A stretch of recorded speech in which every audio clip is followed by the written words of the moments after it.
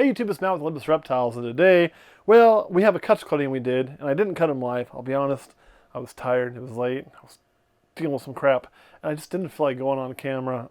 Now, but we're still going to disclose everything, so I'll tell you exactly how we did and what we cut here in just a few minutes. But before I do that, I do want to give a quick shout out to all of our Patreon members and say, hey, don't forget, if you haven't checked it out, I'm sure they're talking about on Discord. We'll have a post on it so you can sign up. But we have our first ever Patreon outing coming up in June. So you want to make sure to be there. We're going to go to one of the top zoos in the nation. So if you want to come out with us, wear your purple, whether it's Olympus shirt or whatever, or you don't have to wear purple, but it'd be cool. And we're going to just sit on that place en masse and check out some really cool animals, plus an awesome reptile exhibit that's at one of the best zoos in the nation. All right, after that little shameless promotion, we are going to show you what we cut. And this is not the prettiest clutch I've ever laid, but they are our carpet python eggs. So these kind of happened on accident, and you'll tell right away there are some bad eggs over here. They were too connected to really disconnect, and they were starting to affect the other ones. So we went and opened them, and I found that we had some thick shells going on, which I do think was preventing a few of them from maybe slicing on their own. So we went ahead and helped them do that. What we ended up with is a total of 15 eggs were laid. We thought 14 of them were good. One of them was and then we had 8 total. Actually had 9 that were alive at the time of cutting, but one of them was not in good condition. It appeared to be kind of kinked up, and it did not make it. So I will kind of go to Patreon here in a few and discuss some of the things we could do differently, that we will do differently on these in the next time. Look at a little cute one. What we're looking at here are jungle carpet python bred to jungle jaguar carpet python. So they're going to be very drab when they're born. Their colors, as you can see, are not that pretty. Right now they're kind of, well, I mean, it's not very bright. You don't have that high contrast you really want.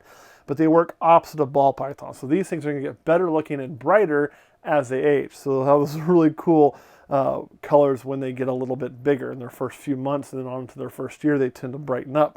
So they are going to not stay the way you see, which is normal. That's how carpet pythons work. Just think of opposite of ball pythons. They have a color change they go through. With these 8 though, it was kind of funny how it came about. We've been planning on doing carpet pythons for a while. We started doing pairings this year. I think I saw one lock, and I kind of decided not to do it. I was like, you know what? We're getting ready to move these. I'm going to move them into an upstairs exhibit as soon as we can get some radiant heat panels and things in to build that and get some time. So I'm just going to hold off this year, not mess with it, let them get to their new exhibit without stressing them or doing anything. And then all of a sudden I came down one day and lo and behold, there was eggs. Actually, it was February 19th, I believe. So it was like, whoa, I did not plan for that. So we set them up, we incubate them very similar to how we do ball pythons. They run a tick cooler. So you can run these guys about 88, 89 degrees or 89, 90s for your ball python. We kept them right around the 88 mark, maybe a little bit higher, but not much. Run them the same way, high humidity, kind of all the same thing. But there was a few things I didn't do because I didn't expect eggs. And I think that set me up for a little bit more failure than I wanted. Typically with carpet pythons, you would make them a damp hide box. So like a lay box where they'd go in and they'd have their eggs in this damp lay box. We didn't do that. And so consequently, she's trying to hold moisture by laying them on there. And I'll be honest, she might have been on them for a couple of days. So we've been fighting moisture and dimpling from the word go because I didn't have that hide box in there because I wasn't expecting eggs. But we kept the moisture up as best we could. I do think that has led to some problems. But, you know, is what it is. This is our first ever attempt. All in all, if we get 8 healthy babies out of this, I'm going to be fairly happy.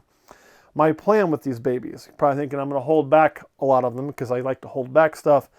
I'm not. I'm going to part with all of these babies. The reason being is I never planned on having a huge amount of carpet pythons. I may want 1 additional female down the road, maybe 2 at the most. With these, anything that's jag, my male can't breed because it's jag to jag. And then if I'm keeping another female, it's bloodline on down, which isn't a bad thing. But there's really no reason I could sell these and go buy a female with another morph so I could have a jungle to say a zebra, or sorry, a jag to say a zebra, or maybe pick up an albino or an exanthic and start working some of those things. So we'll probably go that route instead of holding one of these back. That being said, if anything just strikes me as absolute fire, I may put it in my pocket and not release it. There's always an opportunity. So let's take a look inside the ones that are good. Obviously you can see this one here is crawling out the egg, so he's doing good. I won't mess with him. This one here has popped free, and you can see its head is there at the top, right? See that right there? That's the head, doing very good. You can see it moving. Some of these may be a little hard to see. In here, you can see one right there. And if I touch it, see that reaction? So we know that baby's doing good. Then over in here, we can also touch this one and get a reaction. See that moving in there. And you can kind of see it all the way through. Reaction. You can see too here where being next to one of the eggs we did get out, there was a bad egg here. We did get rid of some of them, was affecting this. And this weird piece of shell here is actually a piece of a bad egg where I cut around it and took the whole thing off. And that piece of shell I could not get off without tearing into that. So we weren't able to get to these, and I think that's what killed that one and probably affected that one. But part of it. And this one here, give it a touch. Come on, buddy. I checked all these beforehand, I promise. There he goes. And then one more in here, which he's had his head up and out before too. You can see he's fully popped, ready to rock and roll, so I won't go mess with him too much. This will be my first time ever with carpet babies, so I am very excited. The one thing we are going to do, is because I don't want them getting stuck on that rack. So we're going to go ahead. It won't hurt them to be in the moisture now at all. We'll take this out. Just because I have had experiences where babies have hurt themselves on the incubation racks, whereas here, they're not going to do that. So put those up, get those ready for the incubator. Kurt, any questions before we go to Patreon, discuss how we would do this differently next time? Not only the hide box, but a few other things I'd probably do to try to increase miles. Again, we're always trying to learn. Are you going to leave them in there and let them do their first shed, or take them out? I probably will not leave them in there till their first shed. I'll probably take them out once they're all out of the eggs, or most of them are out of the eggs, and I will place them in a tub, probably together, like I do the ball pythons, in a singular shed tub, where I will let them all shed out, and then we will place them in their own individual environment, which we're going to show you here in a video really soon, how we're going to put that environment together and how we're going to use tubs for these as babies. Now, I'll tell you, tubs are not the most appropriate thing for carpet pythons, especially adult carpet pythons. As a baby, a tub, you can have enough height to give them the proper climbing space if you set it up, but this is not a proper solution for an adult. That's why we moved ours out of that and moved ours into display cages. Tubs are great, but they're not the answer to every single snake out there.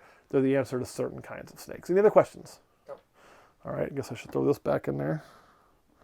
All right, guys, we'll see you next time.